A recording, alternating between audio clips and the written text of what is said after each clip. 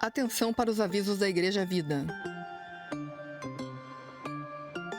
Dentro de alguns instantes, iniciaremos a transmissão do nosso culto online.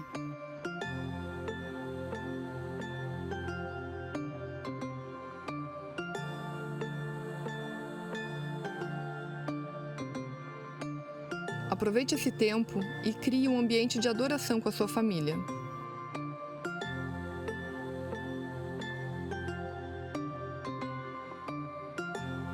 A igreja não é um prédio, a igreja é sobre pessoas.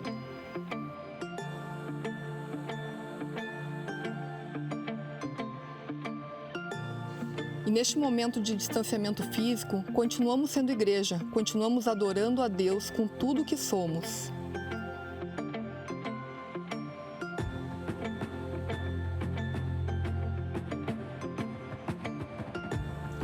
Fique ligado nas redes sociais oficiais da Igreja Vida e na nossa agenda virtual. Faça a sua inscrição no nosso canal e ative o sininho para receber as notificações.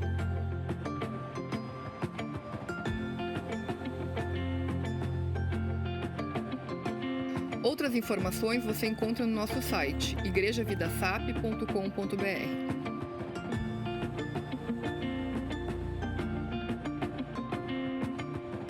A igreja não vai parar. Fique em casa. Igreja Vida.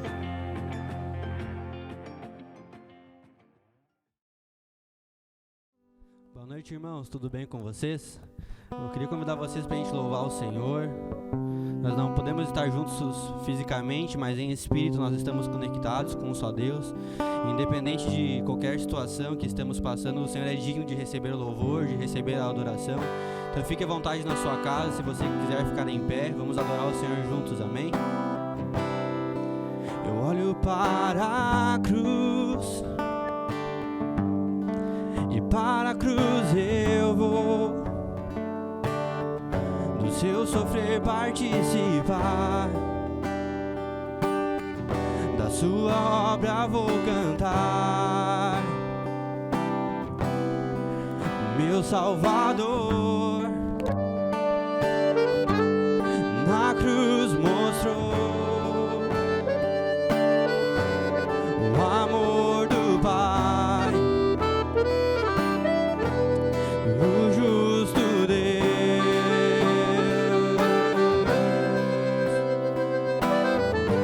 Pela cruz me chamou, gentilmente me atraiu e eu, sem palavras, me aproximo, quebrantado por seu amor. Pela cruz me chamou, gentilmente me atraiu e eu, sem palavras, me aproximo, quebrantado por seu amor.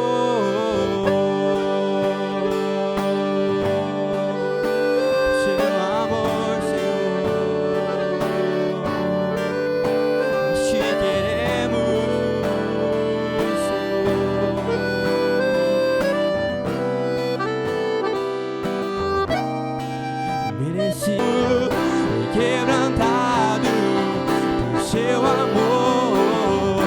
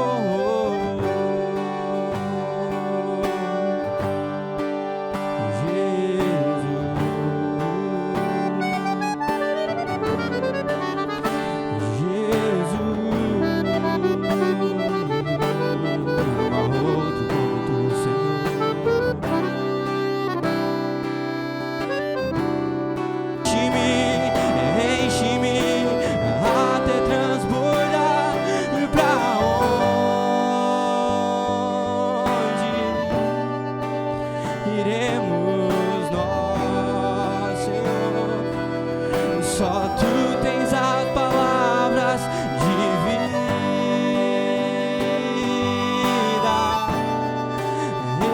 eterna. Pra onde iremos nós?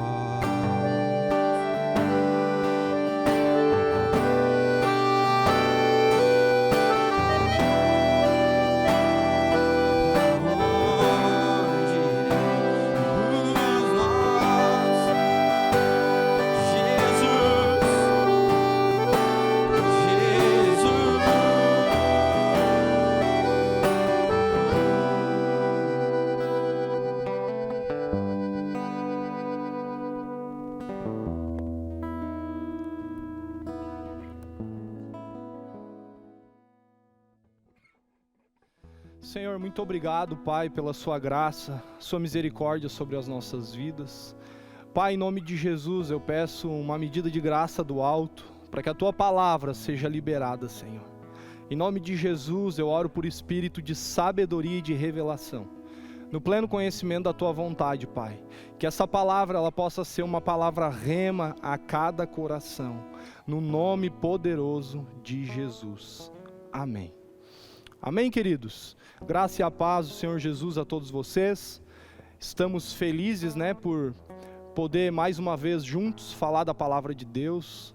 Confesso que estou com muita saudade aí dos irmãos, de estar reunido com vocês, Mas estamos unidos em espírito e cremos que o Senhor vai fazer grandes coisas.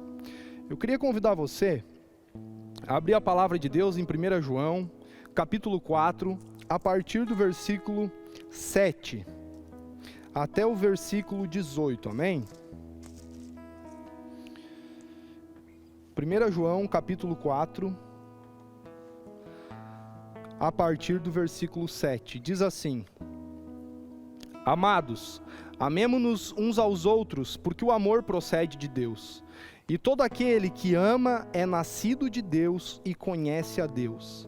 Aquele que não ama não conhece a Deus, pois Deus é amor. Nisto se manifestou o amor de Deus em nós, em haver Deus enviado o seu Filho unigênito ao mundo, para vivermos por meio dele. Nisto consiste o amor, não em que nós tenhamos amado a Deus, mas em que ele nos amou e enviou o seu Filho, como propiciação pelos nossos pecados.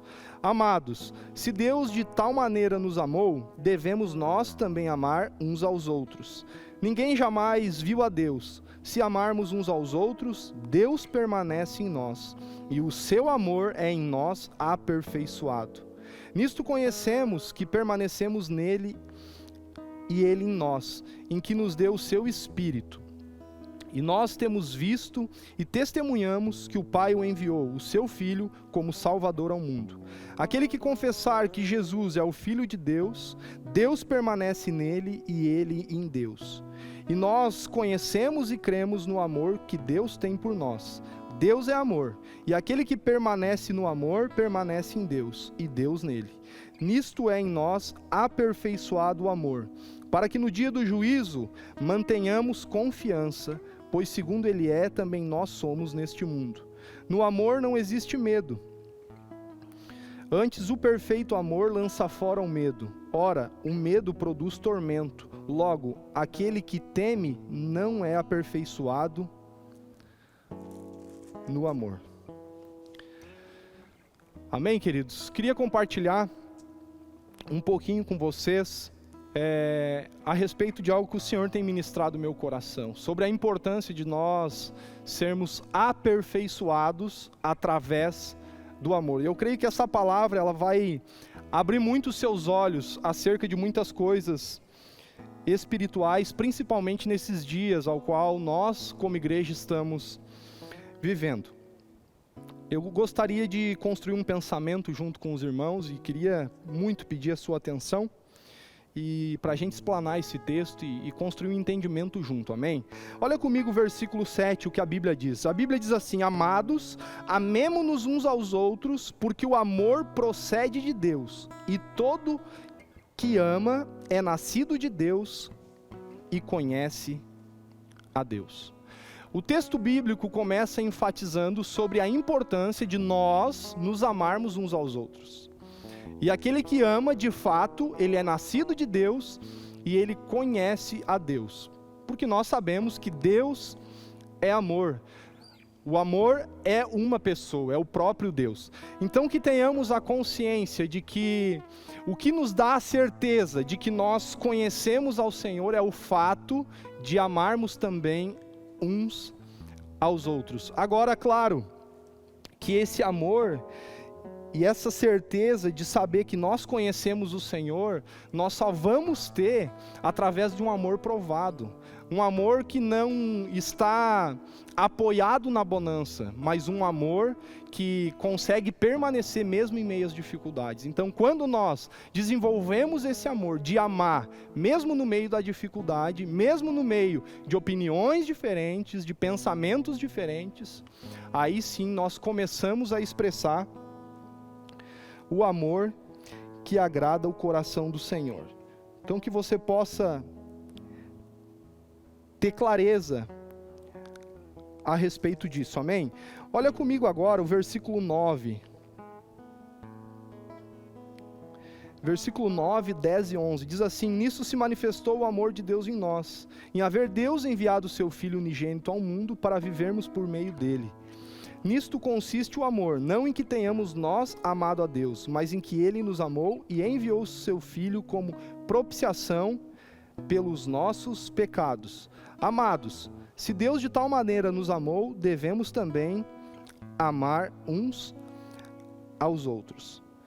Ou seja, nós também como igreja podemos nos sentir amados por aquilo que o Senhor fez por nós. Ele entregou o seu Filho por mim e por você. Foi dessa forma que o próprio Deus manifestou o seu amor por mim e por você, para que nós pudéssemos viver então por meio dele.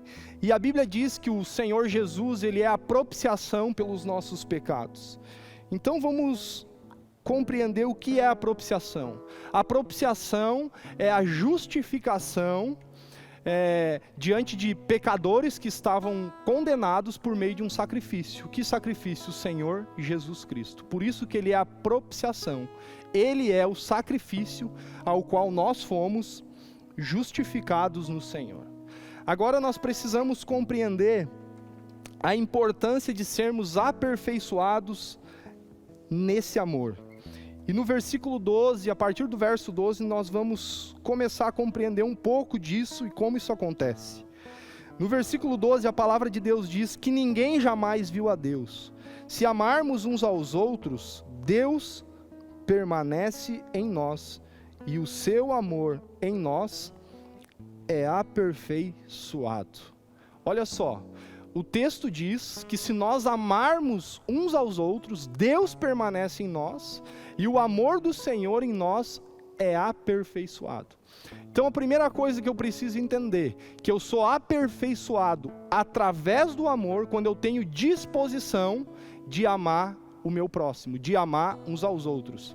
O texto diz que amando uns aos outros, o amor de Deus permanece em mim, e esse amor então ele é aperfeiçoado, ou seja, o amor de Deus, primeiro ele precisa permanecer para depois me aperfeiçoar.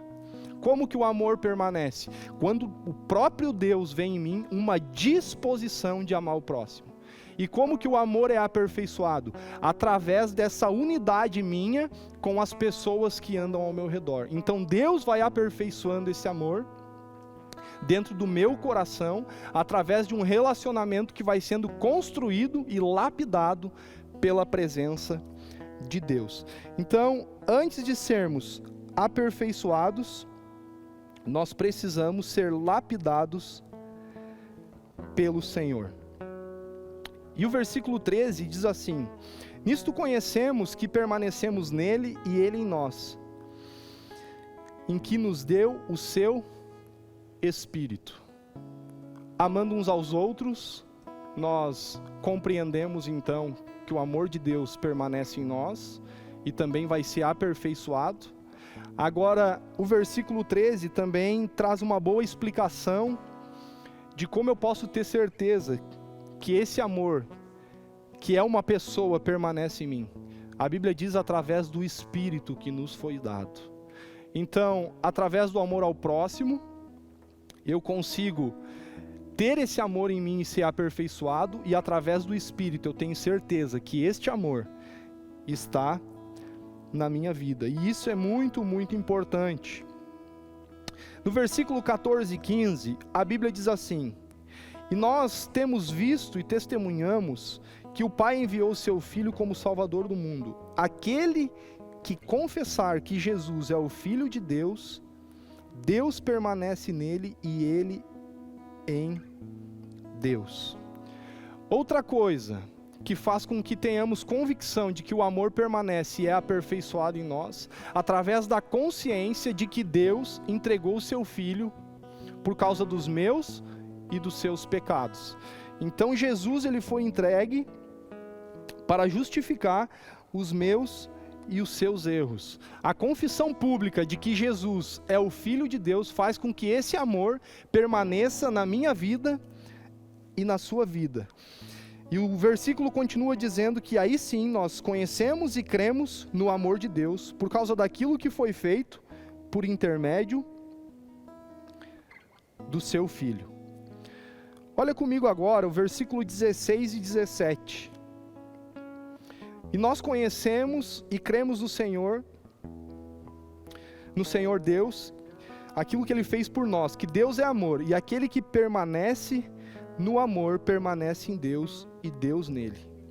Nisto é em nós aperfeiçoado no amor, para que no dia do juízo mantenhamos confiança, pois segundo Ele é, nós também seremos neste mundo.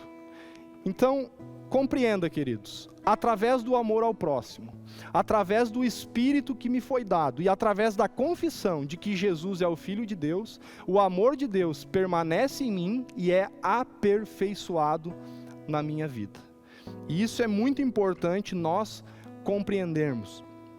E o que isso tudo vai gerar no meu e no seu coração nesses dias? Olha lá comigo. No final do versículo, no começo ali do versículo 17, nisto é em nós aperfeiçoado o amor, para que no dia do juízo mantenhamos confiança. Amar o próximo, compreender que Deus permanece em mim, através do seu Espírito, confessar Jesus publicamente, que Ele é o Filho de Deus, vai fazer com que eu tenha uma confiança inabalável para o dia do juízo. E a minha pergunta para você e para mim mesmo: como está a sua confiança? Talvez a confiança não está muito firmada, porque nós ainda não entramos numa dimensão profunda de que o Espírito foi nos dado, de que nós devemos amar uns aos outros e confessar o Senhor Jesus publicamente, dizendo que Ele é o Filho de Deus. E o verso 18, a Bíblia diz que no amor não existe medo.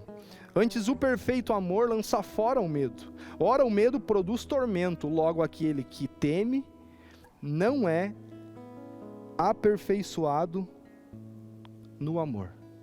Note, o medo e a confiança, eles são os termômetros que vão trazer clareza para mim e para você do quanto o amor do Senhor é aperfeiçoado em nós.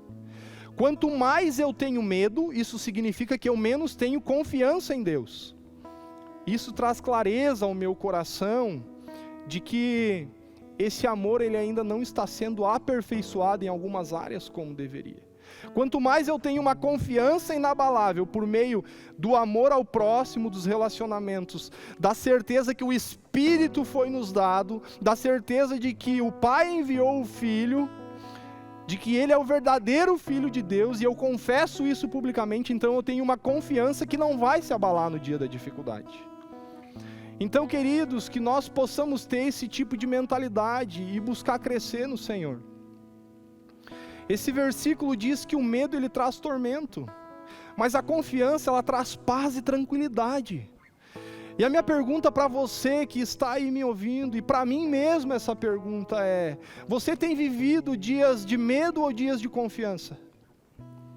Você tem vivido dias de tormento como consequência do medo, ou dias de paz e tranquilidade como consequência da confiança em Deus? Talvez se a sua resposta for, olha, eu tenho vivido dias de medo, eu quero dizer para você que nesses dias Deus quer aperfeiçoar o amor dele na sua vida pelo próximo. Ele quer trazer a consciência de que o Espírito foi nos dado, de que Ele habita em nós, e de que Jesus morreu e ressuscitou, e nós devemos fazer essa confissão publicamente. E quanto mais nós vivermos essas 3 verdades, mais confiança nós vamos ter. E essa confiança não vai ser abalada pelas circunstâncias. O próprio versículo diz, o verso 18, diz assim: no amor não existe medo, antes o perfeito amor lança fora o medo. Ora, o medo produz tormento. Logo, aquele que tem medo não é aperfeiçoado no amor. Quais são as áreas da sua vida que você tem vivido tormento? Isso denuncia que o amor de Deus precisa ser aperfeiçoado sobre a minha vida e sobre a sua vida, para que você possa nesses dias, de fato, depender da presença do Senhor. Abra comigo aí, queridos, a palavra de Deus em 1 João capítulo 2, volta um pouquinho.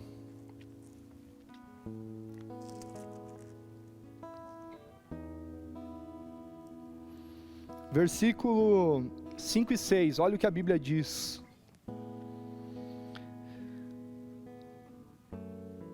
Sobre ser aperfeiçoado no amor. Diz assim: aquele, entretanto, que guarda a sua palavra, nele verdadeiramente tem sido aperfeiçoado o amor de Deus. Olha o texto trazendo de novo um ensinamento sobre como ser aperfeiçoado no amor de Deus. Aquele, entretanto, que guarda a sua palavra, nele verdadeiramente tem sido aperfeiçoado o amor de Deus. Note que ser aperfeiçoado no amor consiste em ter contato com a palavra, por meio da palavra, mas numa resposta de guardar aquilo que eu estou absorvendo através do relacionamento com as Escrituras. Não tem como eu e você, como cristãos, sermos aperfeiçoados se nós não tivermos um contato com a palavra e uma disposição de guardar essa palavra.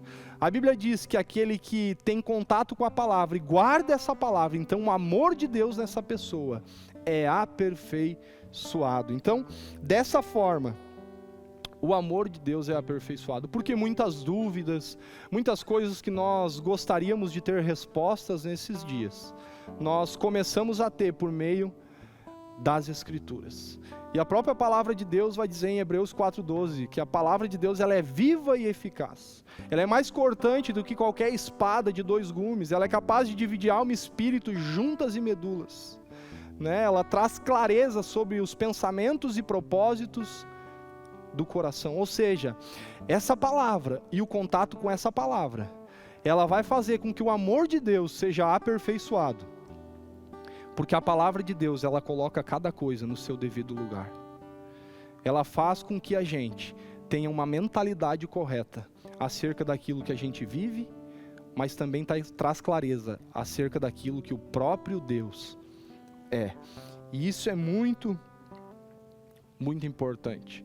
Agora nós construímos essa compreensão e esse entendimento de 1 João 4, a partir do verso 17, que no amor não há medo, antes o perfeito amor lança fora todo medo, o medo traz tormento, e aquele que vive isso não está sendo aperfeiçoado no amor. Mas a minha pergunta para você: você está sendo aperfeiçoado no amor? Como têm sido os seus dias? Talvez você diga: eu estou vivendo dias de medo, porque o assunto do momento é o coronavírus. Eu quero dizer para você que o assunto do momento não é o coronavírus. O assunto do momento é Cristo. Em vez de você e eu ficarmos sabendo muito mais acerca do coronavírus, nós temos que saber muito mais acerca do coração de Deus. Porque o coronavírus não vai trazer confiança para mim e para você em dias difíceis. A nossa confiança, ela está em Cristo Jesus. Jesus sempre foi o assunto do momento.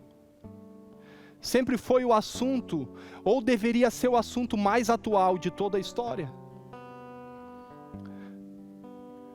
Se referindo a passado, presente e futuro, Jesus Cristo é o melhor assunto, queridos. Viva isso na sua casa. Seja aperfeiçoado no amor, através do relacionamento, através da certeza de que Deus está em você porque o Espírito foi dado, através de uma confissão pública de que Jesus é verdadeiramente o Filho de Deus. Você está na sua casa. Talvez você que está me ouvindo é o único cristão da sua casa. Seja aperfeiçoado no amor. Ocupe a sua mente com coisas boas. Tenha certeza que você está ligado com Deus por meio do Espírito. Ame ao próximo. Fale de Jesus. Seja sal e luz nesses dias dentro da sua casa.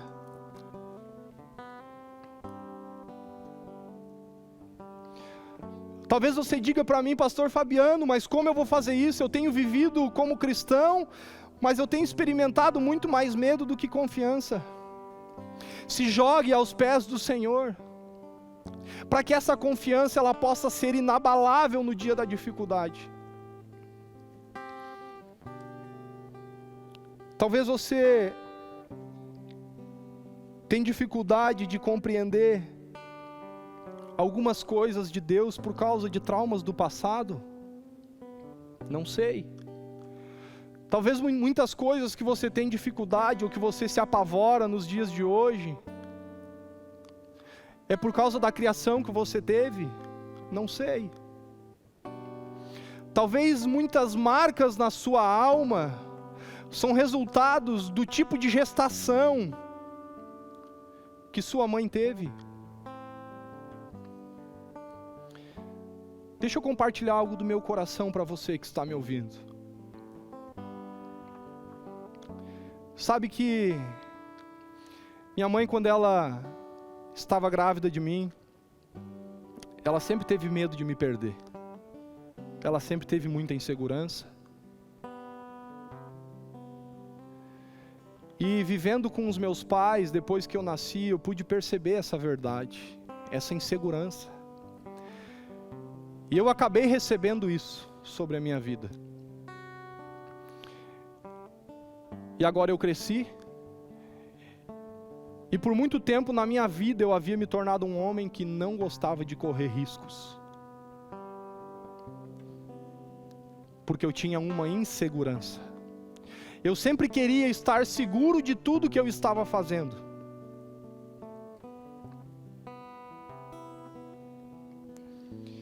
E isso é consequência de coisas do passado. Eu quero dizer para você, sonde o seu coração nesse momento, querido. Deus quer fazer algo na sua vida, na vida da sua família. Como consequência do tipo de gestação e da forma com que meus pais se portavam se relacionando comigo.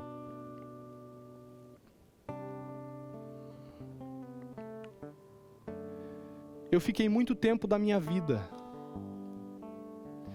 chegando na hora de dormir, e do lado de mim precisava estar a chave do meu carro e a minha carteira. Você sabe por que isso acontecia? Porque na minha cabeça eu pensava, se alguém assaltar a casa e quiser levar o carro, a chave está comigo. Se alguém assaltar a casa e quiser levar minha carteira, a carteira está comigo. Sabe por que isso, querido? Por causa da insegurança que vivia me perseguindo. E como essa verdade se criou dentro de mim, eu não queria correr riscos. Então, para não correr o risco de ter o carro roubado, de ter minha carteira roubada, eu preferia que ela estivesse do meu lado. Isso tem a ver com coisas do passado. E talvez muito da sua dificuldade espiritual hoje tenha a ver com coisas do passado. Quantas vezes eu estava cansado em casa. Tudo que eu queria era chegar em casa e poder ir dormir. Mas eu tinha que conferir todas as janelas e portas 4, 5 vezes. E depois da terceira vez conferindo as portas, eu ficava num bloqueio de mente, eu ficava pensando, será que eu não esqueci nenhuma porta aberta?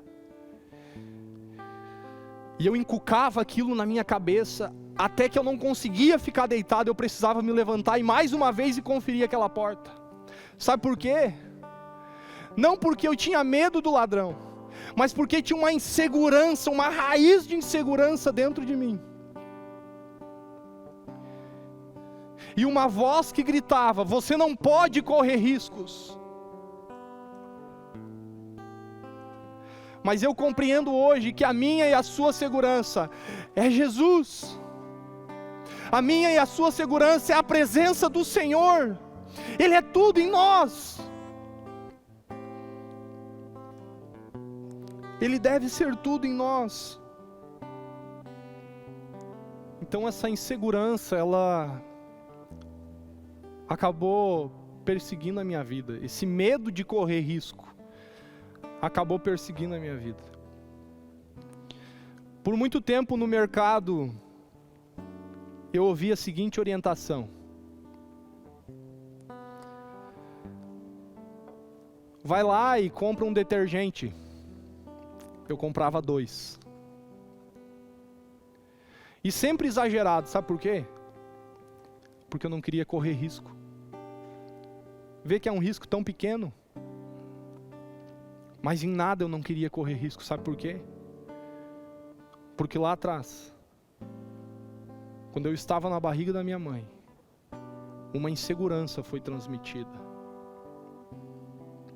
Mas hoje nós temos a oportunidade de conhecer o Senhor.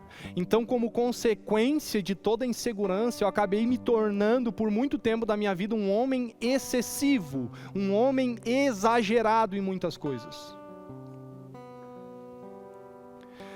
Mas graças ao Senhor e ao seu amor que vai nos aperfeiçoando, que vai fazendo com que nós venhamos crescer em fé, para agradar o coração do Senhor. 2 Timóteo 1,7, a Bíblia diz que Deus não nos deu espírito de covardia, mas de poder, de amor e de equilíbrio. Pela graça e misericórdia de Deus, hoje eu tenho crescido e me desenvolvido com equilíbrio na presença de Deus. E mesmo assim você está aí de casa me ouvindo e talvez você diga, olha, eu tenho contato com as Escrituras, mas ainda assim existe um medo e uma insegurança que está me perseguindo. Eu quero fazer uma pergunta para você. Como você tem usufruído do seu tempo nesses dias? Como tem sido a sua vida?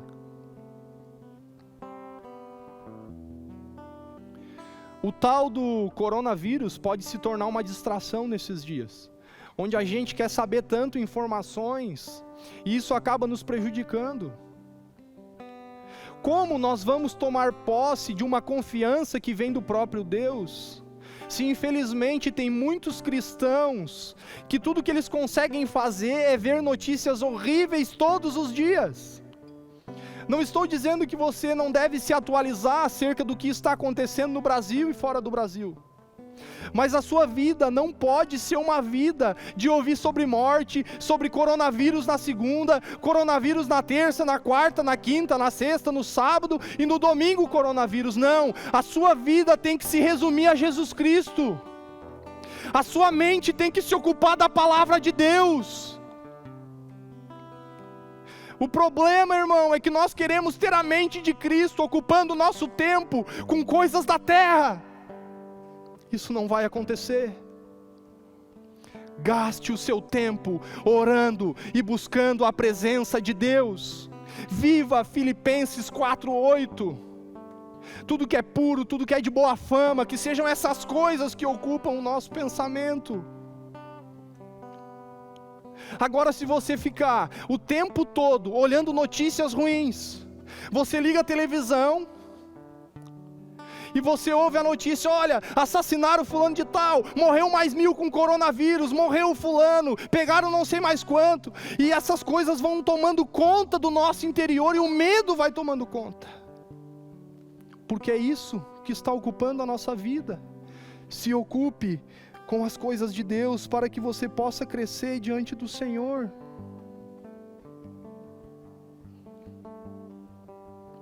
Nós podemos confiar na presença de Deus, nós podemos confiar no Senhor, de que Ele está fazendo grandes coisas por mim e por você. Nós podemos estar tranquilos em meio a esse caos, porque nós temos uma viva esperança, porque Jesus prometeu também que Ele vai voltar. Se você for ver em João capítulo 16, Jesus ele começa a preparar os seus discípulos, porque Ele estava para ir para o Pai. Ele disse: olha, vocês vão ficar tristes com tudo isso, mas eu tenho que ir para o Pai, porque se eu não for, o Consolador, aquele que vai convencer do pecado, da justiça e do juízo, não pode vir.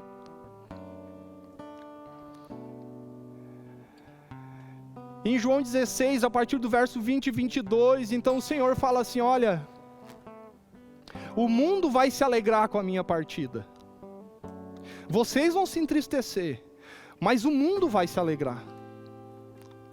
Mas eu quero dizer para você que vocês vão me ver novamente. Que da mesma forma que uma mãe fica angustiada quando ela está para dar à luz a um filho, mas depois que ela dá à luz a esse filho, ela já não se lembra da angústia, tamanha é a alegria por ter lhe nascido um filho. Assim serão vocês, quando vocês me verem novamente. E deixa eu dizer uma coisa para vocês, o texto diz que a alegria de ver o Senhor novamente, ninguém vai poder roubar de mim e de você.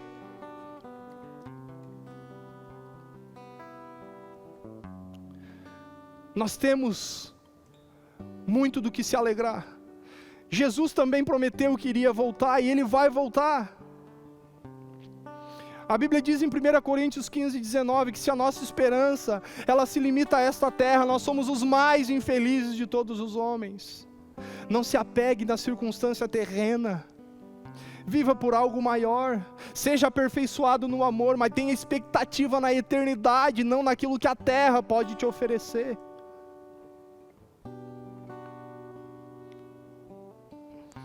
O Deus que prometeu, Ele ainda continua sendo fiel. Sabe por quê? Porque Ele não muda. Tiago 1,17 diz que toda boa dádiva e todo dom perfeito vem do Pai das luzes, em quem não existe variação e nem sombra de mudança. Deus não muda. O Senhor Jesus não muda. Se Ele prometeu que Ele vai voltar para buscar a sua noiva. Viva por algo maior nesses dias. Dependa da presença de Deus. Seja aperfeiçoado no amor, com a certeza de que o Espírito foi dado. Derrame amor ao próximo e confesse Jesus Cristo como Filho de Deus. Ninguém vai parar você. Molde a sua mente, governe a sua mente, ocupe a sua mente com a palavra de Deus, para que você possa crescer.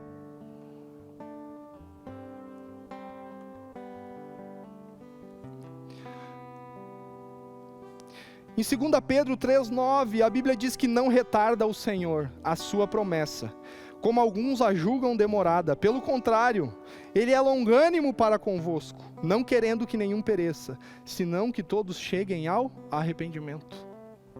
Muitos pensam que a vinda do Senhor está demorada.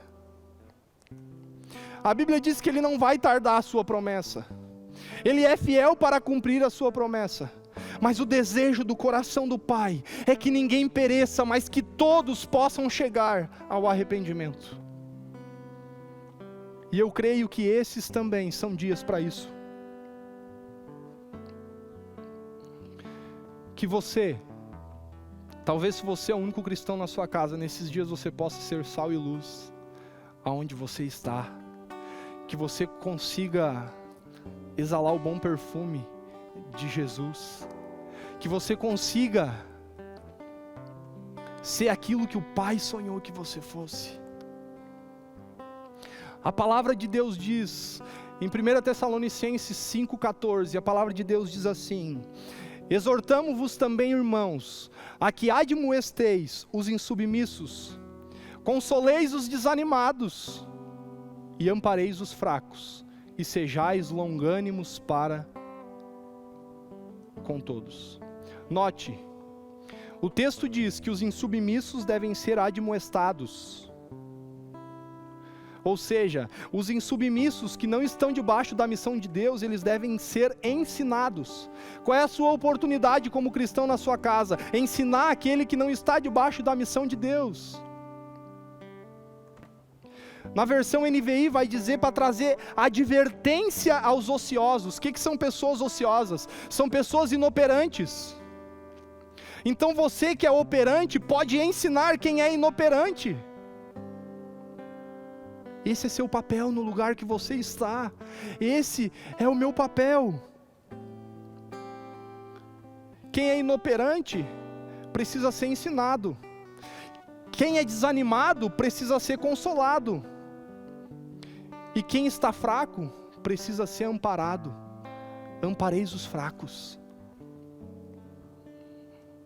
Sabe qual é o nosso problema muitas vezes? O porquê que a gente não consegue se desenvolver da forma que gostaria? Porque a gente está amparando o insubmisso, consolando os fracos e admoestando os desanimados. Nós estamos entregando algo que a Bíblia diz que não é para entregar.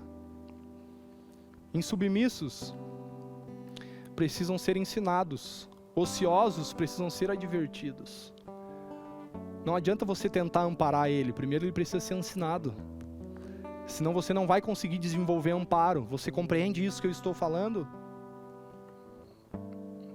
Agora, não adianta você querer admoestar o desanimado, ele precisa ser amparado. Então você precisa ter consciência com qual tipo de pessoa você está lidando dentro da sua própria casa. São dias de ser cristão dentro da nossa própria casa.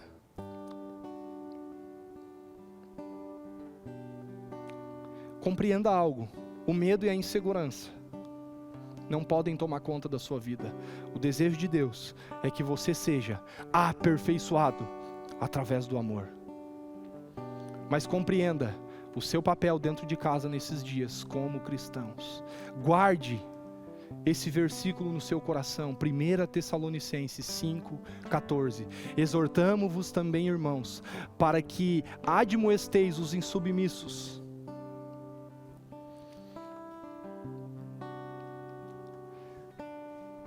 Tenha isso claro na sua mente, na sua vida, para que você possa crescer e se desenvolver na presença de Deus. Deus usa homem e mulher de Deus que são corajosos, que buscam crescer diante da sua presença. Esse é o desejo de Deus. Como você está? Como está o seu coração?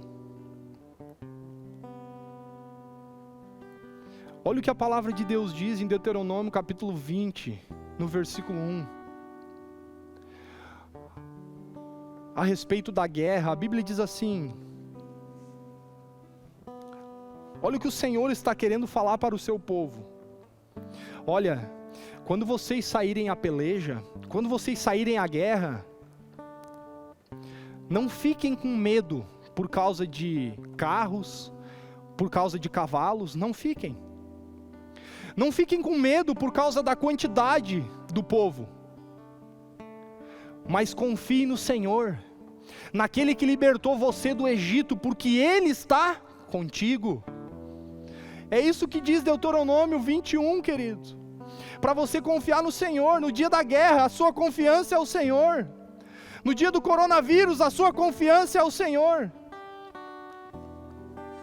E a Bíblia continua dizendo assim, olha, quando vocês estiverem prestes à guerra, o sacerdote, ele vai tomar a frente, e ele vai trazer algumas recomendações para aquele povo que vai guerrear. E o versículo 2, 3, 4, 5, 6 e 7, o sacerdote começa a pontuar algumas coisas que o povo precisaria ter para poder pelejar. Agora o que me chama muita atenção em Deuteronômio capítulo 20, versículo 8, confere na sua Bíblia. Sabe o que é? É que a recomendação no versículo 8 do sacerdote é: eu quero dizer para vocês, homens que são medrosos, por favor, volte para a sua casa, ou seja, não fique para guerrear, para que os demais também não se tornem medrosos, para que o seu coração também não fique com medo. Você sabe por que homens que eram para guerrear precisaram voltar para casa? Ou precisariam voltar para casa? Porque eles iriam deixar os demais homens também com medo. Sabe por quê? Porque medroso gera medroso. E a minha pergunta para você é nesses dias: claro que aqui é um contexto de guerra, Deuteronômio capítulo 20, e nós estamos num contexto de pandemia, mas o princípio do medo, ele vale da mesma forma. Se eu e você, como cristãos, estamos com medo na nossa casa, tudo que nós vamos gerar dentro da nossa casa é medo. A pergunta que fica para mim e para você: você está gerando medo ou coragem? Em Deuteronômio 20 eles precisaram voltar para casa, porque medroso gera medroso. Que você possa ser corajoso, que vai gerar corajoso, que vai gerar homens e mulheres de Deus que possam crescer diante da sua presença. Esse é o desejo do coração de Deus para mim e para você. E o último texto que eu gostaria de abrir com vocês está em Deuteronômio capítulo 32, a partir do versículo 10. Olha o que o Senhor ele está dizendo para o seu povo. O Senhor está dizendo assim: achou-o numa terra deserta, e num ermo solitário de povoado de uivos. O que a Bíblia está querendo dizer com isso? Que o Senhor, ele nos achou num lugar deserto, numa terra solitária de povoados uivos. Outras versões vão dizer de uivos de ventos. O Senhor tirou eu e você de um lugar deserto, de um lugar assombroso, com a sua doce presença. Se apegue na verdade das Escrituras, busque a presença do Senhor.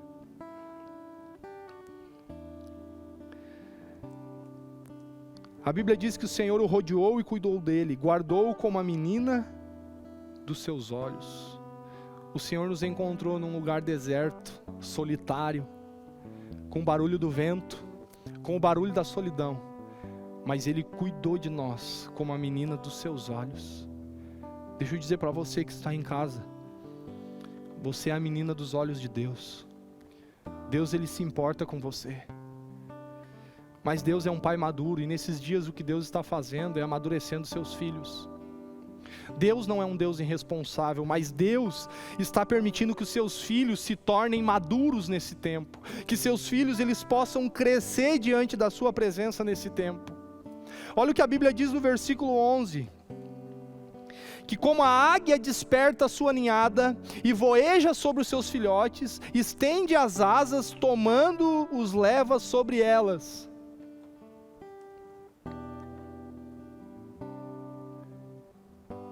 Sabe o que Deus está fazendo nesses dias?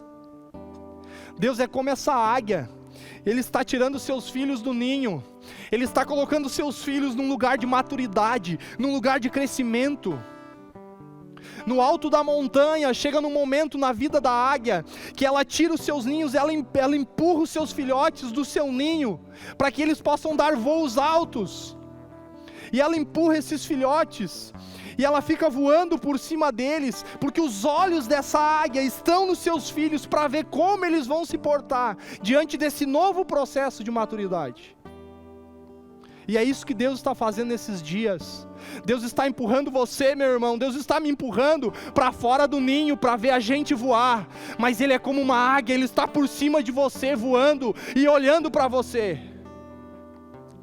E talvez você se pergunte, se eu desfalecer e não conseguir voar, a minha Bíblia, a sua Bíblia, que Ele é como uma águia, que está por cima olhando, mas que se vê o filho desfalecer, Ele apara o seu filho com a sua asa. Porque Deus não é um Deus irresponsável. Ele te joga no fogo para você amadurecer. Mas se você não conseguir desenvolver o melhor do seu potencial, Ele vai te ajudar e te sustentar no momento da dificuldade. Mas é tempo de crescer, é tempo de se desenvolver, é tempo de compreender que a dificuldade veio para que a gente possa crescer em fé e amar mais o coração de Deus. Você é filho de uma águia, você não é filho de uma galinha. A galinha só fica com seus filhos debaixo de suas asas. Se sinta privilegiado, porque você é filho de Deus. Deus está permitindo que você dê voos altos, saia fora do seu ninho. Mas como assim? Eu estou na minha casa, no meu ninho? Não, eu estou falando de um crescimento de voos altos espiritualmente na presença de Deus. Eu estou falando de ser cuidado por Deus, mas de sair do ninho para crescer espiritualmente, para aprender a voar de uma forma diferente, porque você é filho de uma águia. Você nasceu para ser vencedor, você nasceu para dar voos altos.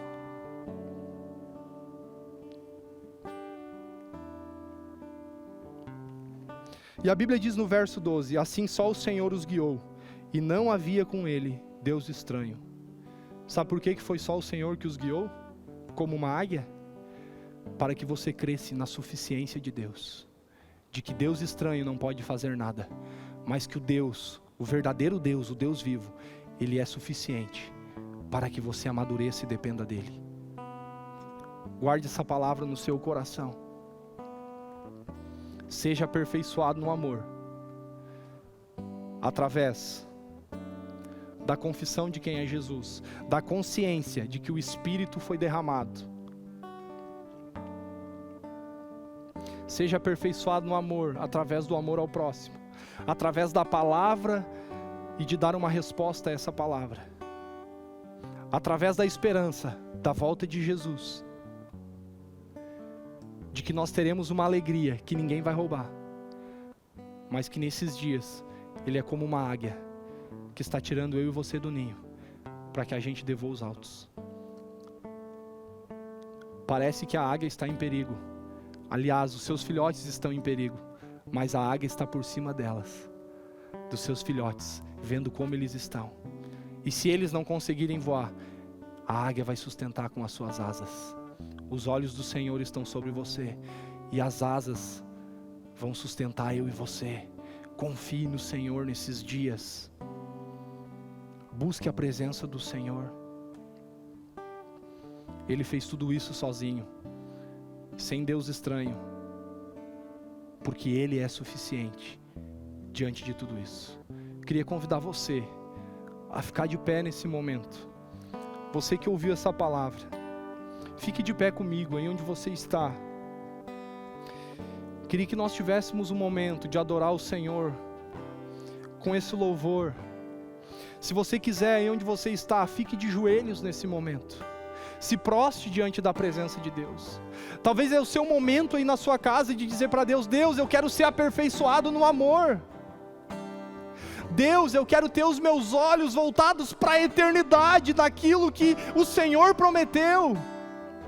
O que Deus prometeu não mudou por causa das circunstâncias, Ele continua sendo fiel. Tiago 1,17 diz que Ele não muda, mas Ele está despertando os seus filhotes para fora do ninho, porque é tempo de voos altos. Deus está amadurecendo a sua igreja.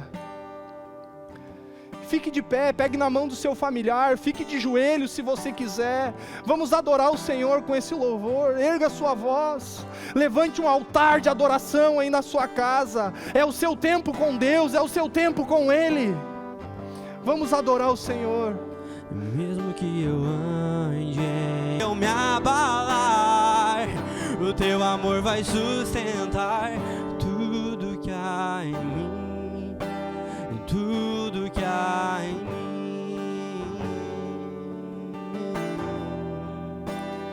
Obrigado, Senhor. Obrigado pela sua graça, sua misericórdia. Obrigado pela sua doce palavra, Senhor. Que possamos ser aperfeiçoados no amor, Senhor.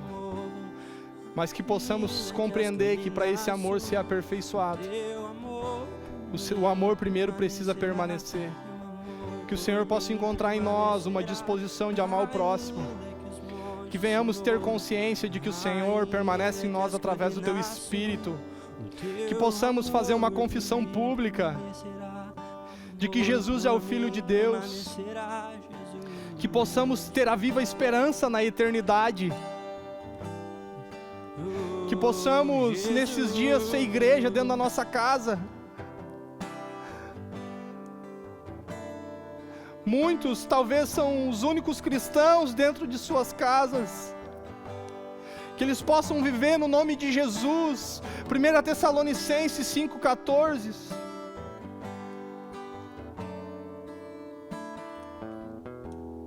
Que possamos ter consciência de que o Senhor é como uma águia, que está despertando seus filhos para fora do ninho, não para pô-los em risco, mas para colocá-los num lugar de maturidade, de amadurecimento. Aleluia! Num lugar de crescer, num lugar de se desenvolver. Parece ser perigoso, mas os olhos da águia estão nos seus filhotes. Eles continuam sendo amados,